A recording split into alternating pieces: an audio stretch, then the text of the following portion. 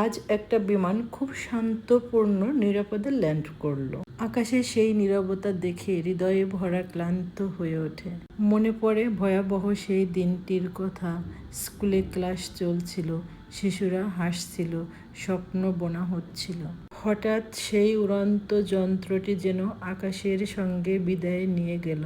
আর জীবনের অনেকগুলো স্বপ্ন এক মুহূর্তেই শেষ হয়ে গেল। ওই দিনের বিমানটাও আজকের মতো সুন্দর করে ল্যান্ড করতে পারত। তাহলে সেই অজস্র কান্না আর ঝড় আমাদের দেখতে হতো না।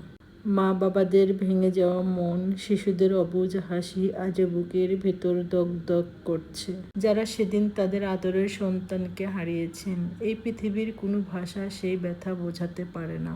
তবে এটাই সান্ত্বনা, আপনার শিশুটি এখন জান্নাতের পাখি, নিরাপদ, নির্দ্বিধায় আলোয় ভরা এক জগতে।